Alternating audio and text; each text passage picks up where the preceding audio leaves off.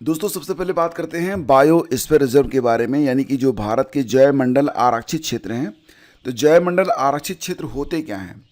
आप जानते हैं दोस्तों कि इस धरती पर जीवन म्यूचुअल डिपेंडेंट होता है, एक दूसरे पर निर्भर करता है। सजीव और निर्जीव भी एक दूसरे पर निर्भर रहते हैं। और कई बार ऐसा भी होता है कि अलग अलग जो प्रजातियां हैं, जैसे कि प्लांट के बारे में बात करते हैं, उसके बाद जो क्रिएचर होते हैं, यानी कि चराचर जगत में सब कुछ एक दूसरे पर निर्भर करता है। आपने देखा होगा कई बार कुछ मधुमक्खी, कुछ चिड़ियाँ, कुछ कीड़े, जब उनका अस्तित्व खतरे में आता है तो कुछ वृक्ष, कुछ लताएं, कुछ घास की प्रजातियां भी गुम होने लगती हैं, वो भी लापता हो जाती हैं, क्योंकि उनका जो परागण है वो हो नहीं पाता है। तो एक दूसरे पर डिपेंड करता है। कुछ जीव तो ऐसे भी हैं जिन्हें देखकर आपको लगता होगा कि अगर ये धरती पर ना रहें तो शायद जो आपका जीवन है वो और बेहतर हो जाए, लेकिन ऐसा नहीं है, उनका भी रहना बहुत ही ज़रूरी होता है। तो कुल मिला के जो जैव विविधता होती है, इसको कंजर्व करना, इसको बनाए रखना, ये एक चैलेंज है। यानी कि दोस्तों इनको प्रोटेक्ट करने के लिए जो एक एरिया निर्धारित किया जाता है, ये तटीय एरिया भी हो सकता है, कोई स्थलीय एरिया भी हो सकता है, यानी कि ये वन भी हो सकता है और समुद्र का तटीय एरिया भी हो सकता है, जहाँ पर प्राणियों और जैव विविधता को संरक्षित करने के लिए, उनका वैज्ञानिक तरीके से रिसर्च करने के लिए कि यहाँ पर जो उनका जीवन है किस प्रकार से चल रहा है, वो ठीक ठाक ग्रोथ कर रहे हैं या फिर अब धीरे धीरे ख़त्म होने की ओर अग्रसर हैं। इन सब चीज़ों को देखने के लिए और एक तरीके से धरती पर जो जैव विविधता है उसको बनाए रखने के लिए जैव मंडल आरक्षित क्षेत्र घोषित किए जाते हैं। अब लगता है कि ये बात बिल्कुल क्लियर हो गई होगी, जो लोग नए जुड़ रहे हैं उनको भी। तो देखो दोस्तों, यहाँ पर एक सवाल आपके मन में आता होगा और बिल्कुल इसका सही जवाब भी आपको पता ही होना चाहिए कि भारत में कुल कितने बायोस्फीयर रिजर्व हैं जिन्हें यूनेस्को ने मान्यता प्रदान की है। देखो दोस्तों, आपको पता ही है कि भारत में अब तक कुल 18 बायोस्फीयर रिजर्व घोषित किए जा चुके हैं, ठीक है। और इनमें से 13 को यूनेस्को ने मान्यता प्रदान कर दी है, केवल 13 को। तो दोस्तों अगर इसको डिफाइन किया जाए कि जो बायोस्फीयर रिजर्व होते हैं ये क्या होते हैं, तो एक ऐसा संरक्षित क्षेत्र होता है जहां जैव विविधता और प्राकृतिक संसाधनों के संरक्षण के साथ साथ सतत विकास को बढ़ावा दिया जाता है। यह एक ऐसा स्थान है जहां पर साइंटिफिक रिसर्च, वैज्ञानिक अनुसंधान, एजुकेशन, शिक्षा और स्थानीय समुदायों को संरक्षण और विकास के मुद्दों पर एक साथ मिलकर काम करने के लिए प्रोत्साहित किया जाता है, ठीक है। ध्यान देना कि इसमें एक से अधिक राष्ट्रीय उद्यान, नेशनल पार्क और अभयारण्य भी आ सकते हैं। मतलब जरूरी नहीं केवल एक ही हो, एक से अधिक भी इसके अंतर्गत आ सकते हैं। इनका जो विस्तार होता है, सिचुएशन, लोकेशन, ये स्थल पर भी हो सकते हैं या समुद्री पारिस्थितिकी प्रणाली या इसके मिश्रण वाले बड़े क्षेत्र में होता है। अब सवाल ये उठता है कि बायोस्फीयर रिजर्व योजना जो आई थी भारत सरकार के द्वारा, यह कब स्टार्ट की गई थी? तो दोस्तों याद रखना, बायोस्फीयर रिजर्व योजना को भारत सरकार ने 1986 में स्टार्ट किया था। कब? 1986 में। अब यहाँ पर ध्यान दीजिएगा कि 1986 एक ऐसा वर्ष है जिस वर्ष पर्यावरण संरक्षण अधिनियम भी अस्तित्व में आया था। मैं आप लोगों को थोड़ा सा रिवीजन करवाना चाहता हूँ। पर्यावरण से संबंधित जो अलग अलग अधिनियम आए हैं वो किस वर्ष आए हैं, क्योंकि यहाँ से प्रश्न अक्सर एग्जाम में बनते हैं। ध्यान दीजिएगा कि भारतीय वन्य अधिनियम, ये जो वन्य अधिनियम था ये 1927 में आ गया था। कब? 1927 में, ठीक है। लेकिन परमाणु ऊर्जा अधिनियम ये आता है 1962 में। खैर इससे हमारा इस टॉपिक से कोई खास लेना देना नहीं है। लेकिन 1972 का जो वन्य जीव सुरक्षा अधिनियम आ रहा है, ये बहुत बार एग्जाम में पूछा गया है, इसको बिल्कुल रट के आपको रखना पड़ेगा, ठीक है। जल संरक्षण और प्रदूषण नियंत्रण अधिनियम ये आता है 1974 में, ठीक है। वायु संरक्षण और प्रदूषण नियंत्रण अधिनियम आता है 1981 में। और ध्यान देना कि इसी बीच यानी कि वन्य जीव सुरक्षा अधिनियम आता है 1972 में। इसके बाद प्रोजेक्ट टाइगर स्टार्ट किया गया था 1973 में, ठीक है। ये जरूर आपको याद रट के रखना है, इंपॉर्टेंट है। वन संरक्षण अधिनियम आता है 1980 में, ठीक है। इसके पहले आया था कब? 1927 में आया था। इसके बाद 1980 में भी आता है। और मैंने आपको भी बताया कि पर्यावरण संरक्षण अधिनियम ये 1986 में आया था और इसी वर्ष यानी कि 1986 में ही बायोस्फीयर रिजर्व योजना भारत सरकार के द्वारा स्टार्ट की गई थी।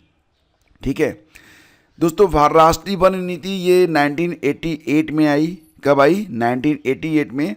ध्वनि प्रदूषण अधिनियम आता है सन 2000 में। जैव विविधता अधिनियम 2002 में। और राष्ट्रीय हरित प्राधिकरण यानी कि एनजीटी की स्थापना 2010 में की गई। तो सारी बातें बिल्कुल रट के रखिएगा। कुछ और भी पॉइंट्स हैं जो कि मैं आपका रिवीजन करवा देता हूं। जैसे कि अभी मैंने आपको बताया था वन्यजीव सुरक्षा अधिनियम, ये 1972 में आया था वन्यजीव सुरक्षा अधिनियम। और प्रोजेक्ट टाइगर बाघ संरक्षण अधिनियम 1973 में, उसके अगले साल। मगरमच्छ संरक्षण अधिनियम 1975 में। हाथी संरक्षण अधिनियम 1992 में। और डॉल्फिन संरक्षण अधिनियम 2009 में पारित किया गया था। ठीक है, जनजाति वन क्षेत्र अधिनियम 2013 में आया था। ये रट के रखिएगा, ये भी इंपॉर्टेंट है। और पहला जो पृथ्वी सम्मेलन हुआ ये हुआ था रियो डी जेनेरियो में। रियो डी जेनेरियो ये पड़ता है ब्राज़ील में। और यहीं पर एजेंडा 21 पेश किया गया था। और ये सम्मेलन हुआ था 1992 में। ओके, जो पहला पर्यावरण दिवस है ये 5 जून 1974 को मनाया गया था। ठीक है, और कस्तूरी मृग परियोजना 1970 में आई। हालांकि प्रोजेक्ट टाइगर से पहले आई थी ये भी आप ध्यान रखिएगा। कछुआ संरक्षण परियोजना ये आती है 1975 में। ठीक है, और गिद्ध संरक्षण 2006 में। अब यहाँ पर दोस्तों ये सारे पॉइंट्स बिल्कुल रट के रखिएगा। इनको मैं शेयर कर दूंगा टेलीग्राम पर। इनको आप बिल्कुल पढ़ लीजिएगा एग्ज़ाम से पहले 1 या 2 या 3 टाइम्स, आपके लिए बहुत ज़रूरी रहेगा। फिलहाल दोस्तों अब चलते हैं आगे। तो बायोस्फीयर रिजर्व योजना के तहत भारत में अभी मैंने आपको बताया था कुल 18 बायोस्फीयर रिजर्व हैं। और इनमें से 13 को यूनेस्को के man and biosphere reserve programme के तहत अंतर्राष्ट्रीय मान्यता प्रदान की गई है। यूनेस्को का man and the biosphere reserve programme यानी कि MAB कब लॉन्च हुआ था? तो 1971 में। ठीक है, 1971 में। और 1971 में ही आपको याद होगा कि रामसर कन्वेंशन भी हुआ था ईरान में। ठीक है, और प्रतिवर्ष 2 फरवरी को आप क्या मनाते हैं? Wetland day, world wetland day मनाते हैं। चलिए आगे बढ़ते हैं। और अब एक सवाल है आपके सामने, आप ये बताइए कि निम्नलिखित में कौन सा बायोस्फीयर रिजर्व यूनेस्को द्वारा मान्यता प्राप्त नहीं है? ठीक है, तो दोस्तों मैंने आपको बताया था कि भारत में कुल मिला के 18 बायोस्फीयर रिजर्व हैं। इनमें से 13 को यूनेस्को ने मान्यता दी है। तो डिफरेंस कितने का आ रहा है? 5 का। अब यहाँ पर 18 और 13 को रटने से बेहतर है ये 5 आप याद कर लें जिनको अभी तक यूनेस्को ने मान्यता नहीं दी है। तो बाकी तो अपने आप क्लियर हो जाएंगे कि किनको मान्यता मिली है, किनको मान्यता नहीं मिली है। ठीक है, तो दोस्तों ये जो एक ट्रिक है इसको आप एक बार रट लेंगे तो आपको अच्छे से याद हो जाएगा। और ये ट्रिक इस प्रकार से है MSKDD। ठीक है, हालांकि आपको लग रहा होगा ये क्या है MSKDD, लेकिन यहीं से आपको सारे पॉइंट बिल्कुल याद रहेंगे, कुछ भी भूलेगा नहीं आपको। मानस बायोस्फीयर रिजर्व है जो कि असम में स्थित है। Yes for Seshachalam biosphere reserve है जो कि आंध्र प्रदेश में है। कच्छ वाला भी अभी तक यूनेस्को ने इसको मान्यता नहीं दी है। कच्छ गुजरात में है, आपको पता ही है, इसको भी अभी तक यूनेस्को ने मान्यता नहीं दी है। डिब्रू सैखोवा असम में है। और दिहांग दिबांग अरुणाचल प्रदेश में है। ये 5 ऐसे आपके बायोस्फीयर रिजर्व हैं जिनको यूनेस्को ने मान्यता नहीं दी है।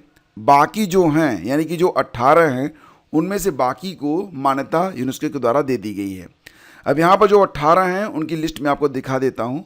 देखिए यहाँ पर कोल्ड डेजर्ट ये हिमाचल प्रदेश में है, हाल ही में इसको मान्यता मिली है। नंदा देवी मिलेगा दोस्तों उत्तराखंड में। खंगचेंदजोंगा ये सिक्किम में है। दिहांग दिबांग अरुणाचल प्रदेश में है। मानस असम में है। डिब्रू सैखोवा असम में है। नोकरेक मेघालय। पन्ना मध्य प्रदेश। पचमढ़ी मध्य प्रदेश। अचनकमार ये अमरकंटक में है और मध्य प्रदेश छत्तीसगढ़ में। और कच्छ गुजरात में ये सबसे बड़ा आपका बायोस्फीयर रिजर्व माना जाता है। सिमलीपाल उड़ीसा में है। सुंदरबन पश्चिम बंगाल। शेषाचलम आंध्र प्रदेश। अगस्त्यमाला कर्नाटक तमिलनाडु और केरल की सीमा पर। नीलगिरी तमिलनाडु केरल और मन्नार की खाड़ी तमिलनाडु में। ग्रेट निकोबार अंडमान और निकोबार द्वीप समूह में। ठीक है, तो दोस्तों इसमें जो MSKDD हैं यानी कि मानस शेषाचलम कच्छ डिब्रू सैखोवा और दिहांग दिबांग इनको यूनेस्को ने मान्यता प्रदान नहीं की है। अभी दोस्तों हम बात करते हैं यहाँ पर ये जो आपका कोल्ड डेजर्ट बायोस्फीयर रिजर्व है, ये सबसे नया बायोस्फीयर रिजर्व है जिसको मान्यता प्रदान की गई है। तो cold desert biosphere reserve Himachal Pradesh के लाहौल स्पीति जिले में स्थित है। 27 सितंबर 2025 को यूनेस्को के द्वारा इसे विश्व बायोस्फीयर रिजर्व नेटवर्क में शामिल किया गया है। यह भारत का पहला उच्च ऊंचाई वाला कोल्ड डेजर्ट बायोस्फीयर रिजर्व है जो 7,770 वर्ग किलोमीटर के क्षेत्र में फैला हुआ है और इसी में पिन वैली नेशनल पार्क, कई बार एग्जाम में आता है, पिन वैली नेशनल पार्क कहाँ पर स्थित है, तो हिमाचल प्रदेश में।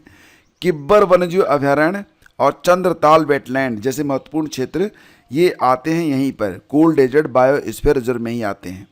यहाँ दुर्लभ वन्यजीव और 732 से अधिक पौधों की प्रजातियाँ पाई जाती हैं जो कई औषधि महत्व की मानी जाती हैं और इसी रिजर्व में आपको हिम तेंदुआ, तिब्बती मृग आदि भी पाए जाते हैं। ठीक है, तो मुझे उम्मीद है कि ये क्लास आपके लिए बहुत ही बेनिफिशियल हो रही होगी। प्लीज़ इसे लाइक और शेयर आप लोग करते रहिए।